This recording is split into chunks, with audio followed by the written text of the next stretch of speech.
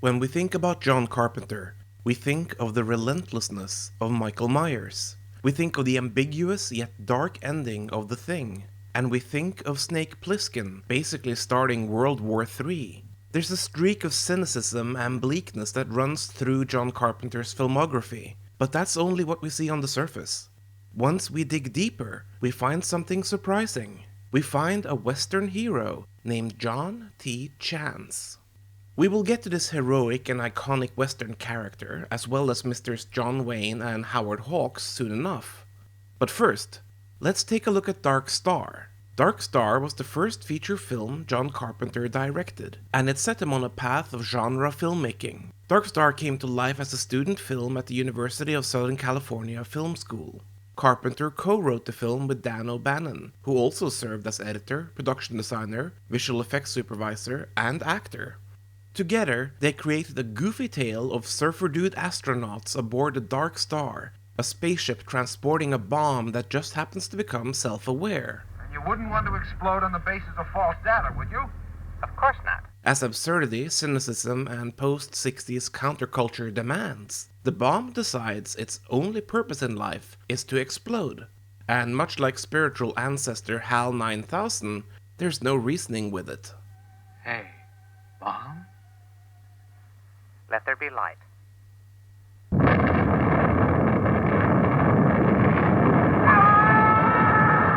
The 45-minute sci-fi film was acquired for theatrical distribution, but on the condition that the film was expanded to feature length. But distributor Jack Harris did not supply much money for this purpose. No budget, no problem.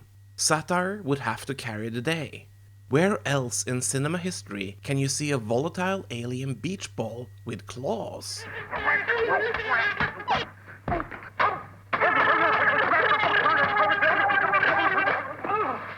Critics tended to like the plucky little film, but audiences stayed away in droves. Still, Dark Star launched both Carpenter and O'Bannon's careers.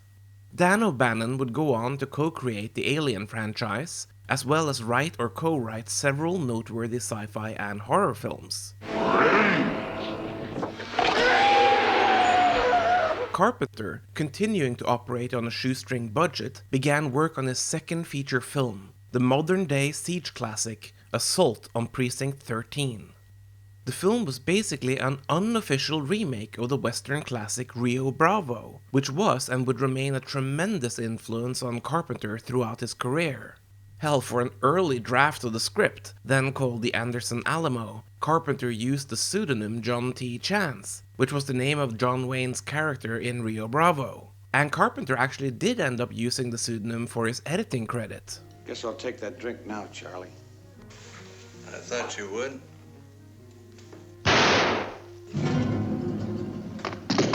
Rio Bravo is one of the best westerns of the 1950s. Quentin Tarantino calls it one of the greatest hangout movies of all time. In the film, John Wayne's lawman leads a stellar cast of characters facing overwhelming forces of enemies who demand the release of murderer Nathan Burdett, played by a vicious John Russell. Interesting side note, Burdett's victim is played by Bing Russell, whose son Kurt starred in several of Carpenter's best films. As the narrative of Rio Bravo continues, John T. Chance leads his friends and supporters in a fight against overwhelming odds. He is a hard man, but also a just man. Think you're good enough? He is kind, I can find out. So would I. but not nice. I'll let you know when I get around back. Chance is outwardly rugged, but in his heart of hearts, he cares greatly for those around him. He's just not that good at expressing it, and sees no reason for self-improvement in this regard. You're gonna have to say you want me. Where are you going? Downstairs. You better not. Wyatt, I better not. You wear those things in public, I'll arrest you. The rugged cynicism and machismo is so intrinsic to his nature that to remove it would be to erase him as a human being. Rio Bravo, as directed by Howard Hawks, was a reaction against director Fred Zinnemann's liberal-minded High Noon, another top 1950s western. High Noon, with its sheriff Gary Cooper begging his unresponsive townspeople for help in an upcoming duel, was seen as an allegory for McCarthyism. No wonder, as its writer-producer Carl Foreman ended up blacklisted in the paranoid and politically driven communist purges of Hollywood in the early 1950s. Foreman would thankfully persevere, co-writing The Bridge on the River Kwai and writing and producing The Guns of Navarone, two of the finest World War II films in cinema history. Give up quietly, gentlemen, unless you want a great many innocent people killed as well as yourselves. However, the conservative John Wayne wanted Carl Foreman run out of Hollywood, and Howard Hawks was equally critical, thinking the sheriff begging for help was unmanly and un-American. So Rio Bravo was their answer, a brilliant cinematic rebuttal to the equally brilliant High Noon. This brief history lesson of Western cinema and McCarthyism might not seem relevant at first, but I promise you it matters, for it mirrors the interesting duality of John Carpenter as a creator. Without getting too political, he's artistically drawn to the strongman mythology of Rio Bravo, letting its spirit and its themes surge through his own cinema. And this is notable for the first time in Assault on Precinct 13. That way, you can say John Carpenter favors the American mythology of the individualist, the brave man fighting alone, or with a few like-minded buddies. Nobody draws until this hits the ground. It is mythologized Americana down to the bone.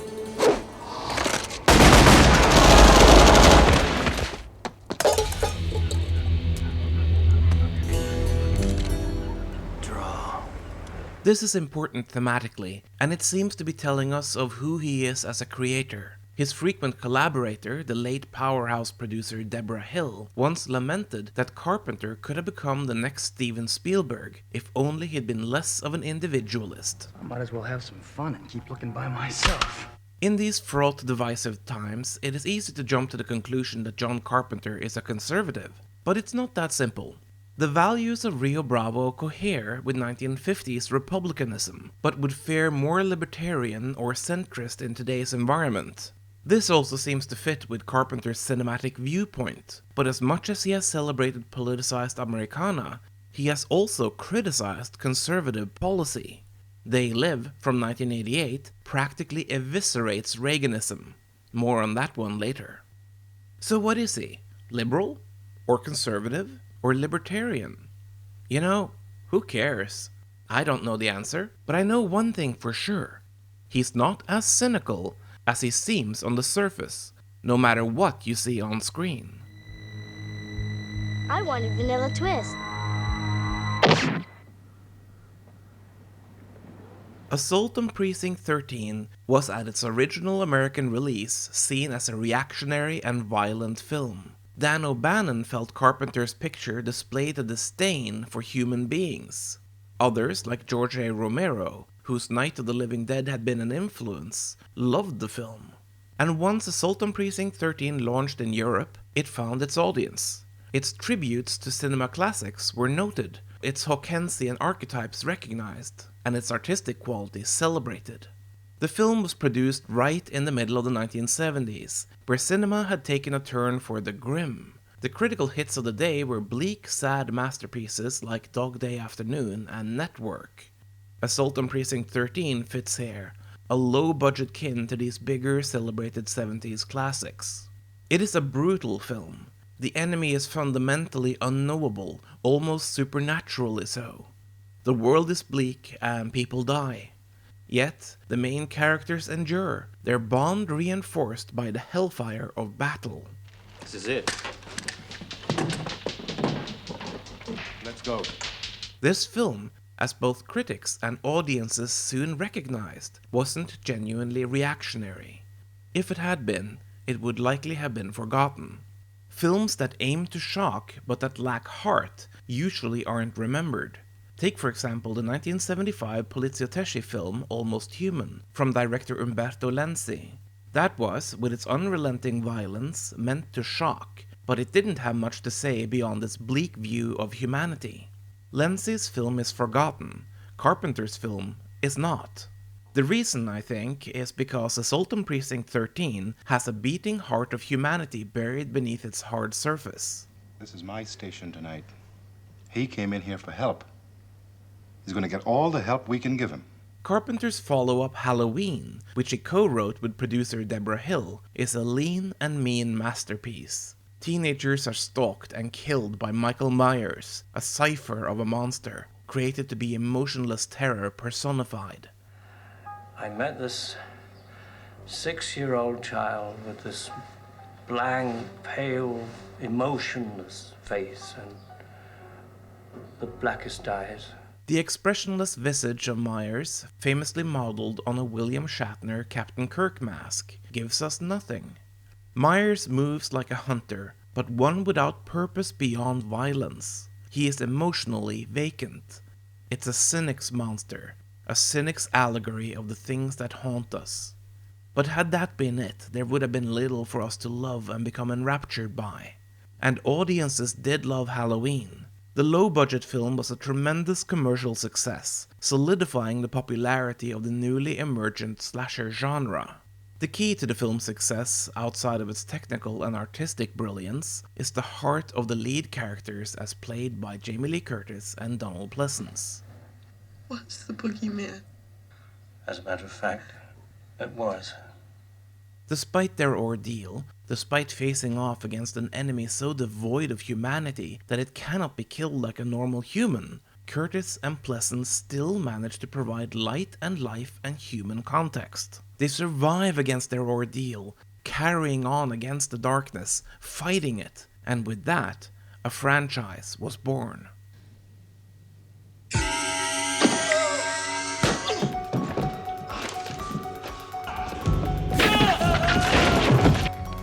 That's Loomis, you know that can't stop Michael. Nothing will stop Michael. The late 70s were a fruitful time for the young Carpenter. He directed a pair of TV movies, the stalker horror film Someone's Watching Me, and the two-part miniseries Elvis, starring future frequent collaborator Kurt Russell as the king of rock and roll. Also, Carpenter co-wrote the script for the giallo-esque Eyes of Laura Mars, though the original concept Carpenter envisioned was changed a great deal in pre-production. After the success of Halloween, Carpenter followed up with another Deborah Hill collaboration, the ghost story, The Fog. Like Assault on Precinct 13, it was another film that drew inspiration from the cinematic adventures Carpenter saw in his youth, this time referencing the creatures in the British horror film The Trollenberg Terror, looming in the dense mountain fog. The Trollenberg Terror was released in the US as The Crawling Eye, for obvious reasons. The Fog follows the inhabitants of a small coastal town who must fight to survive as ghosts come looking for vengeance. The strong cast includes Jamie Lee Curtis, Adrienne Barbeau, Tom Atkins, Hal Holbrook, and Janet Leigh. Jesus! I'm sorry. The Fog also features some of the archetypes we've seen in Rio Bravo, particularly within the relationship between the characters. It is an underseen John Carpenter film. Re-teaming with Elvis star Kurt Russell, who desperately wanted to break free from his Disney star image, Escape from New York was another John Carpenter exploration of cynicism. The science fiction action film featured the lone wolf archetype with the character Snake Plissken, a career criminal forced to save the US president from the prison island of Manhattan, or else his head will explode. 2 microscopic capsules lodged in your arteries. They're already starting to dissolve. I'd say you'd be dead in 10 or 15 seconds. Snake is a thoroughly cynical character, but deep down, he is the classic John Wayne hero, only in a rather corrupted way. For instance, Snake genuinely tries to save the girl who gets attached to him early on in the film, until she nearly pulls his gun down with her. Can't have that. Later on, in the grand finale, Snake also tries to get Adrienne Barbeau to come with him on the bridge, but when she chooses to sacrifice herself, he lets her. There's a code to Pliskin, one he stringently adheres to, just like there is a code to John T. Chance. The tape recording inside has to reach Hartford in 22 hours. What's on it? The survival of the human race, Pliskin. At the very end of Escape from New York, Snake is more than happy to tear down the corrupt political system, even by means of starting a catastrophic war.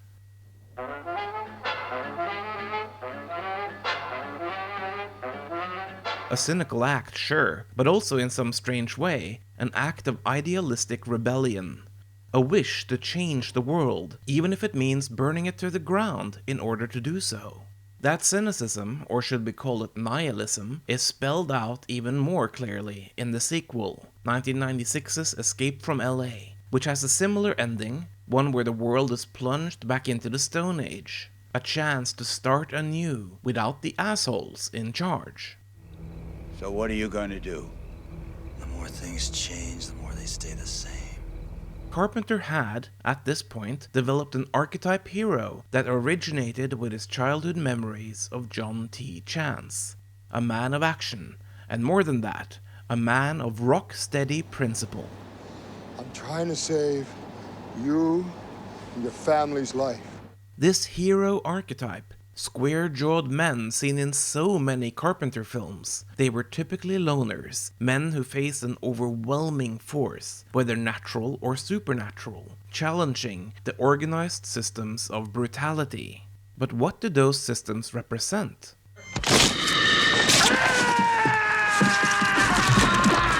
In Carpenter's next film, the enemy our hero faces is pure, absolute inhumanism. A creature of extraterrestrial origins infiltrates an American research base on the South Pole, having already wreaked havoc on the neighboring Norwegian camp.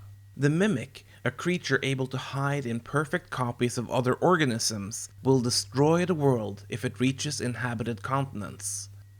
The small crew, led by an individualistic and hard-edged Kurt Russell, must face the Thing, as well as the breakdown of social order.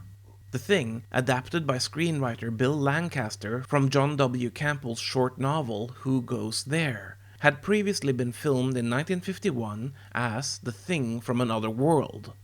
That production, shepherded by producer Howard Hawks, had been another major inspiration for the young Carpenter, featuring rugged men fighting a great big lug of a killer. In the 1951 film, the secondary bad guy is the scientist who dares argue for communication with the creature. I'm not your enemy, I'm a scientist. I'm a scientist who's trying... The Thing from Another World is an excellent film, despite having a 1950s conservative streak that bothers me. Yet, the 1951 film pales in comparison to the 1982 remake. Carpenter's The Thing has spectacular practical effects, created by a very young Rob Bottin, a beautiful score by Ennio Morricone, one of the rare times Carpenter didn't score his own movie. And on the acting side, The Thing features pitch-perfect performances all around. I know you gentlemen have been through a lot, but when you find the time, I'd rather not spend the rest of this winter tied to this fucking couch! The Thing is something of a miracle, a flawless film that works on every level. Most of all, The Thing is a classic because the characters, as written, as directed, and as acted, capture the utter horror of the situation in which they find themselves. While The Thing celebrates Kurt Russell's independent-minded archetype hero, it also brilliantly shows us how the insidious Thing breaks down social order, how it breaks down civilization. Nobody trusts anybody now. We're all very tired. The only way the heroes can beat this threat is by banding together and trusting in each other, working as a team, despite the danger this poses. In that sense, it is another echo of Rio Bravo, where man's man John T. Chance is fully aware that he needs help, which he accepts while respecting both the individualism and the flaws of his allies. Hey, Chance, you gonna let him do that to me? I'll do better than that. I'll let him have the key to your cell anytime he wants it. Bill Lancaster's writing in The Thing is a lot like Jules Furthman and Lee Brackett's writing in Rio Bravo, setting several divergent characters on a collision course, putting them in a complex scenario where their faults and weaknesses are challenged by a seemingly unbeatable enemy.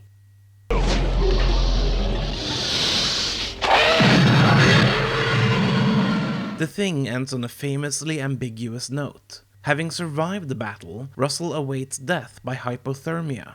In stumbles Keith David's character Childs, and we don't know if he's the Thing or not. There are a lot of theories back and forth, but ultimately, all we're left with is doubt. The ending remains open. Now bear with me, this might be a reach, but with Russell's MacReady choosing to just sit and wait, that can be interpreted as him choosing to trust Childs, even though he's rightfully skeptical. This is a hopeful, pro-civilization choice in a hopeless situation. Not a cynical choice, but an empathetic one. I mean, I must just be so monumentally naive. You are. Are you currently telling me I got it wrong? Sure, entirely possible. The ending is ambiguous, but I don't care. There's room for hope and optimism in how the film concludes, even as there's an equally good chance that things go south, which is a very John Carpenter thing to do to the audience. The Thing was unfairly ignored and critically lambasted in an era where E.T. was all the rage. So for his follow-up, Carpenter needed a sure thing. The answer was a new nightmare, one named Christine, courtesy of author and horror maestro Stephen King. The adaptation of the Killer Car novel feels more like a King film than a Carpenter film, both structurally and thematically. The character development fits the King archetype, not the Carpenter archetype. Personally, while I recognize Christine's many fine qualities, I've never warmed to this film, and that despite loving both King and Carpenter's works. I am, however, far more fascinated with John Carpenter's follow-up, the romantic sci-fi road movie Starman. Sharing the top spot with The Thing and Big Trouble in Little China, Starman is my favorite Carpenter movie. And it is the absolute polar opposite of what John Carpenter usually does. A lot of credit must go to screenwriters Bruce Evans and Reynold Gideon, who would themselves soon adapt Stephen King with the monumental Stand By Me. But stylistically, Starman is clearly a John Carpenter film, even if it goes in a totally different direction than you'd expect. As the Secretary General of the United Nations, an organization of 147 member states, who represent almost all of the human inhabitants of the planet Earth, I send greetings. The Starman arrives on Earth after interpreting the message sent out on Voyager 2 as an open invitation. The alien is promptly shot down and must make his way from Wisconsin to Arizona for his rendezvous craft. What happens if you don't get there in time? Then I will die. Die. To survive, the Starman clones himself from a lock of hair belonging to the late husband of Karen Allen, rapidly growing into a rather confused-looking Jeff Bridges. Together, Bridges and Allen go on a road trip, at first with Allen as his hostage, but soon as friends, partners, and eventually lovers. Along the way, the alien experiences Americana as it's rarely before or since been captured, with a sense of place and atmosphere that is brilliantly portrayed. He meets the American archetypes with some subtle echoes of Hawkensian values sprinkled within. Take it easy. Up yours. Hey, buddy, it's none of my business, but if that's your orange Mustang out in the parking lot, there's a couple cops trying to jigger the lot. Tracked by both scientists and the government, the Starman experiences the kindest version of these Carpenter archetypes, with rugged individualism, compassion, and empathy from all walks of life, and of course, a few shitheels to boot. Anchored by beautiful performances, especially from a curious Jeff Bridges and a grieving yet warm Karen Allen, she is the true heartbeat of the movie, Starman is a beautiful meditation on humanity, empathy, and warmth. When someone you love dies. Shit. The love story is complex, with Bridges' Starman experiencing the finest side of humanity, while Alan's Jenny Hayden rekindles the connection to her beloved husband through an alien avatar. I can't recommend this film enough, both as a wonderful feel-good movie, but also as the polar opposite of the equally brilliant The Thing. Range? Carpenter's got it. Completing a trifecta of absolute cinematic perfection, John Carpenter reteamed with Kurt Russell on Big Trouble in Little China, the ultimate 80s movie.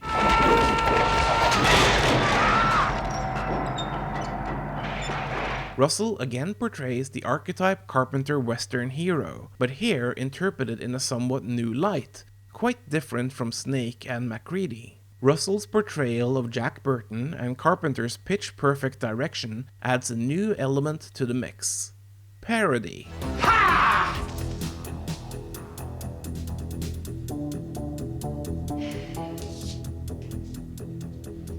Time to go.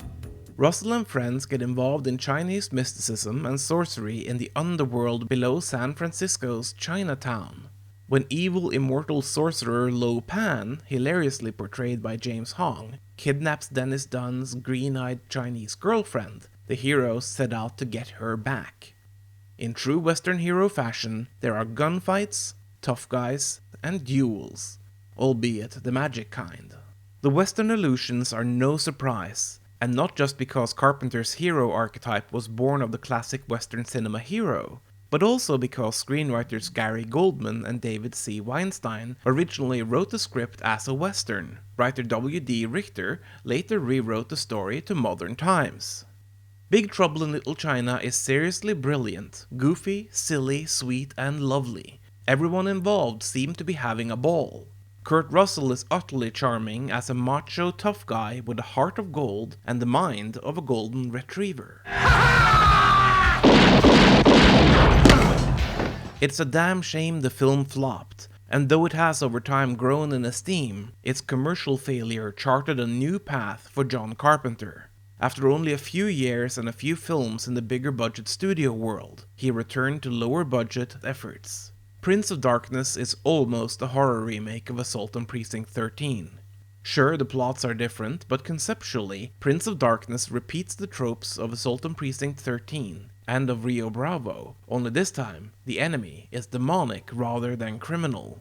Carpenter marries these elements with cosmic horror, again alluding to works he grew up with. British sci-fi screenwriter Nigel Neal seems to have been a strong influence, particularly his classic character Professor Quatermass. Carpenter isn't shy about hiding this influence. Take a look at his screenwriting credit for Prince of Darkness, and for the pseudonym he chose. As much fun as the film is, Prince of Darkness is less compelling for casual viewers. If you haven't seen much Carpenter, this is not the one to start with. Yes, still a quality picture. Yes, absolutely check it out. But this is not a jumping off point. Prince of Darkness spends less time building up characters and challenging them on an empathetic level. Instead, it boils the type of conflict Carpenter loves to explore down to a potent broth. Things move quickly and then go badly. For Carpenter fans, Prince of Darkness is required viewing, but ironically, to enjoy Prince of Darkness, I believe you need to have seen and loved other Carpenter works first. Otherwise, it becomes too jagged of an experience. The bleakness and nihilism here becomes the film's primary selling point, perhaps on a subconscious level a reflection of the unfair critical and box office dismissal of The Thing, Starman, and Big Trouble in Little China. But with the nihilistic tone overshadowing the character work, Prince of Darkness, despite cult classic qualities, seems like lesser Carpenter to me. Have at me in the comments if you think I'm wrong. They Live follows a drifter named Nada, as played by professional wrestler Roddy Piper. Down on his luck, Nada takes the situation in stride, as typically disaffected on the surface as any Carpenter archetype before or since. Soon, however, he finds a pair of glasses that allow him to see the truth. That the nation, in this case Ronald Reagan's America, is actually a hive of alien corruption where ugly creatures control the lives and financial stability of humanity. It is a conspiracy of the highest order, one that requires a lone wolf hero, or at least a small pack of wolves, to fight back against the system. They Live is Carpenter doing both hero archetype exploration and overt political criticism. Carpenter himself has not been shy in explaining his artistic motives. The film is a massive up yours to Reaganism. While further good and worthy films would follow, to my mind, They Live is Carpenter's last masterpiece. His later films are of uneven quality, likely due to the financial failure of his previous cinematic masterpieces, which further enhanced Carpenter's cynicism, and also, this slowdown in quality was likely due to Carpenter admitting that he was equally content sitting on his ass at home watching baseball and playing video games, just waiting for those sweet residual checks to come rolling in. Still, let's not ignore later Carpenter films. There's a lot of fun to be had here as well. Help! Help! What's the matter with you? Help! Jesus, can't you see me? In 1992, Carpenter returned to the studio fold with the Chevy Chase sci-fi comedy Memoirs of an Invisible Man. The film, while sporting some amusing if slightly dated effect work, was a studio film outside of Carpenter's creative control. It doesn't really have that Carpenter touch. Carpenter himself dismisses the film as not truly his, though that being said, it remains entertaining. Back off. Do what he says. More idiosyncratic, stylistically confident fun was had in Body Bags, an anthology horror film he co-directed with Tobe Hooper. Body Bags was intended to be a Tales from the Crypt-style anthology series, but ended up as a single omnibus film instead. Carpenter himself placed the film's version of The Crypt Keeper, a ghoulish mortician exploring the horror-style deaths of the people on the slabs in 3 half-hour vignettes. Body Bags isn't a classic, but we get some fun Carpenterisms along the way, including this seemingly unkillable killer, echoing Michael Myers.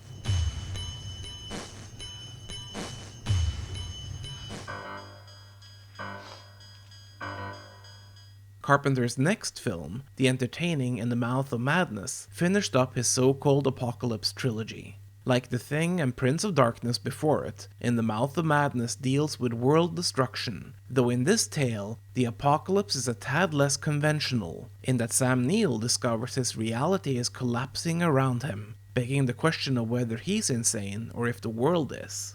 Given that the film's antagonist is a horror novelist, Sutter Kane, the terror soon grows metaphysical. No prizes for guessing who Sutter Kane was modeled after.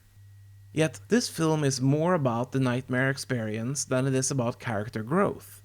The Carpenter archetype is less prevalent, with the story instead seeking to explore Lovecraftian themes. But it doesn't spend as much time as previous Carpenter efforts to connect the viewer with its characters, which in my opinion was what made many of Carpenter's previous films exceptional.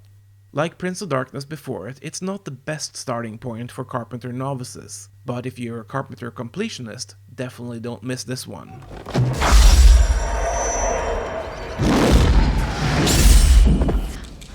Carpenter's next film was Village of the Damned, which came out in 1995.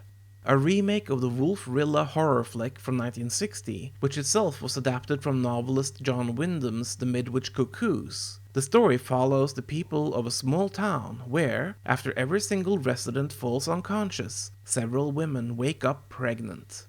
The children they give birth to have supernatural persuasive powers, and they are clearly not of this world.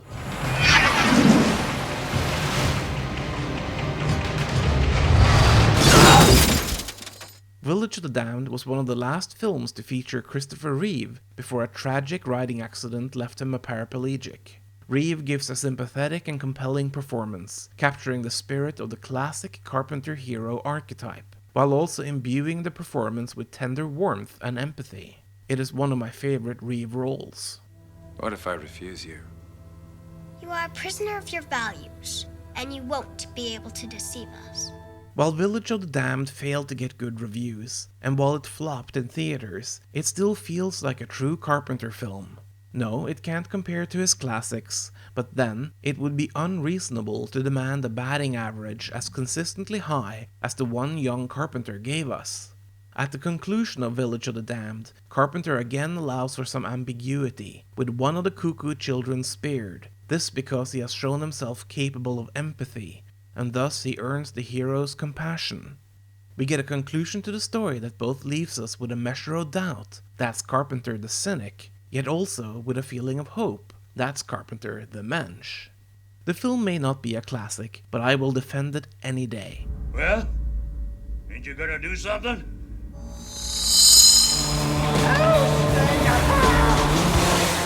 Escape from LA, however, just did not work. The satirical bite played too broadly, and Escape from New York had already done it before and better. The disconnect seemed reflected in the film's box office gross, with Escape from LA flopping. Granted, so did brilliant earlier Carpenter films, only finding their groove later on in the home video market. And hey, look! There's currently a growing cult following defending the virtues and strengths of Escape from LA. So perhaps it is just me. Perhaps I just didn't get it. If you haven't seen the film, give it a chance. And if you happen to love it, don't feel shy about stepping up to its defense. Carpenter himself certainly does.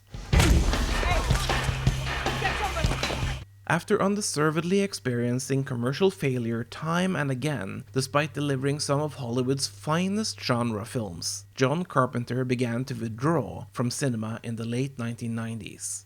Only a few more works followed.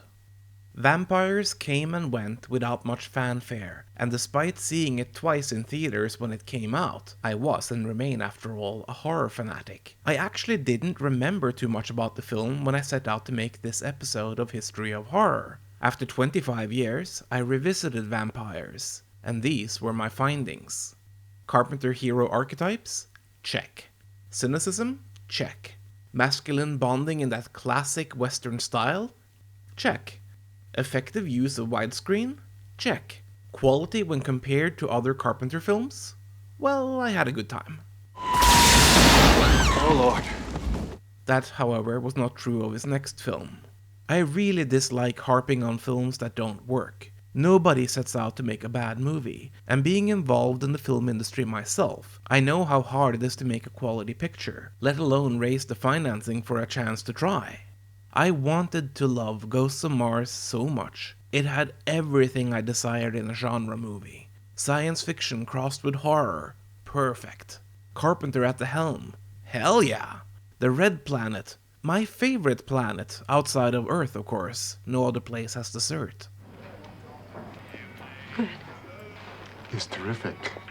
But Ghosts of Mars, despite being a return to the concept of Assault on Precinct 13, seems to be a victim of diminishing returns. Where Prince of Darkness was a satisfying rethread of past glories, Ghosts of Mars sadly feels off from beginning to end. It was, I'm sorry to say, poor.